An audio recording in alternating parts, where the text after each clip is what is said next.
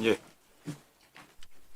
통상의 그 항소심 2심 선고가 이루어지고 난 다음에 상고가 되면 기록을 대부분에 송부하기 전에 어떤 일들이 벌어지나요? 보통 뭐 통상적으로는 기록을 정리하는 절차가 필요한 것으로. 기록 정리해야 되겠죠. 증인신문 녹취록도 작성하고 공판기록 페이지수도 매기고 그게 이제 밑에 실무진들이 굉장히 그것도 사실 굉장히 큰 업무죠. 맞습니까? 예, 그렇습니다. 보통 제가 그 변호사로서 활동할 때 보니까 송부하는 것 자체가 한 2주 정도 걸리는 걸로 그렇게 해서 보통 그 다음 대부분도 이렇게 대비하고 그런데 보통 그렇죠? 그렇게 알고 있습니다. 고등법원장님이 그렇게 알고 있다고 하시면 되나요? 그렇죠? 예, 그렇습니다. 통상적인 경우에는 그렇습니다. 보통 송부도 우편으로 하죠. 대부분의 사건은 일단 우편으로 하는 걸 하고 있습니다. 우편으로 하는 게 우편으로 하죠. 예, 맞을 겁니다. 그런데 지금 대법원 이른바 지금 현재 문제되고 있는 파기환송심 사건은 3월 PPT 좀 띄워주시죠.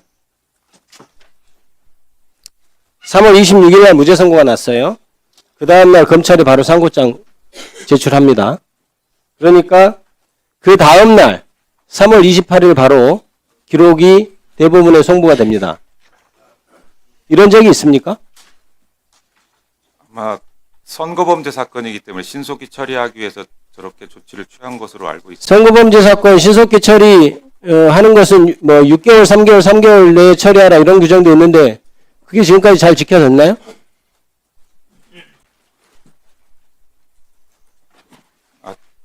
준수 여부에 대해서는 뭐 지켜지지 못한 경우가 많이 그러면 알고 있습니다. 이렇게 기록이 선고가 나자마자 바로 기록이 조제가 돼서 그 다음날 상고장 딱 제출하자마자 기다려서 그 다음날 대법원에 송부한 적이 있습니까? 지금까지 한 번이라도 있었어요? 많은 사례가 있는 것은 아닌 것으로 알고 있습니다. 아니 한 번이라도 있었냐고 묻고 있습니다. 많은 사례가 있지 않았다는 것은 정확히 제가 알아요. 한 번이라도 있었는지 제가 물었어요. 한 번이라도 있었습니까? 한 번이라도 역사상 단 한 번이라도 있었습니까? 없는 것으로 알고 있습니다. 없죠. 이번에 왜 이렇게 서둘렀습니까? 그 부분은 재판과 관련된 사항이라서. 그게 왜 재판 사항이죠? 예. 재판은 끝났어요. 재판 끝나고 송부한 거를 얘기합니다. 지금 3월 26일 날 선고가 되고 그 다음날 상고장 제출하고 28일 날 송부가 되려면 선고되기 전부터 이미 아까 얘기했던 보통 통상은 2주 정도 걸리는 절차를 미리 다 해놨단 얘기죠. 그래서 판결문에 아마 서명한 그 잉크가 마르기 전에 바로 송부 준비를 했던 것으로 보이고요. 왜 이랬습니까?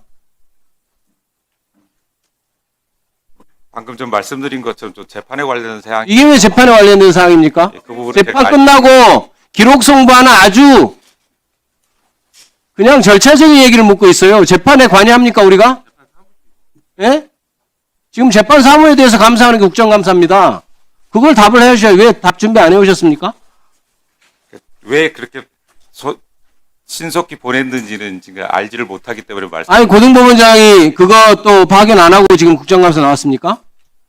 오후에 확인해 보시고 오후에 답변하십시오. 알겠습니까?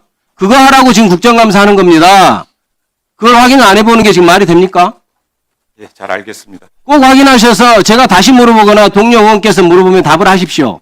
왜 그렇게 빨리 했는지. 역사상 한 번도 없었는데 이번에 그렇게 빨리 했는지. 저렇게 날짜상 그렇게 됐다면 이미 고등법원에서 항소심 판결하기 전에 누군가 대법원에서 지시를 해서 빨리 기록 만들어서 선고 나자마자 상고하자마자 올려라라고 지시를 했다고밖에 보이지 않는 일입니다. 이것은. 제가 그렇게 생각하는 게 쓸데없는 억측이고 오해인가요? 말씀해 보십시오.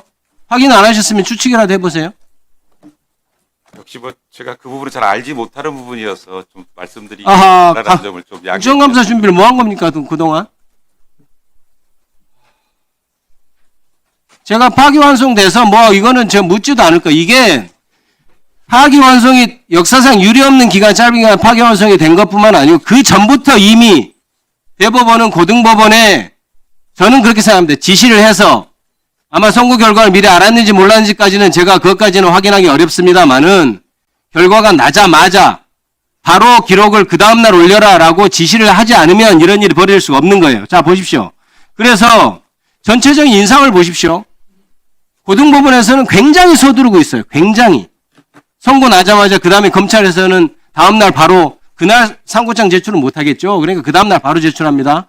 상고장 그 다음날 제출했는데 바로 기록을 못 보낼 테니까 그 다음날 기록을 보내는데 3월 28일 송부하죠. 문제는 접수가 대법원에 3월 28일 접수가 됩니다. 보통 우편으로 가면 적어도 3, 4일은 걸리는 거 제가 알고 있어요. 그런데 저거는 사람이 기록을 들고 나른 거예요.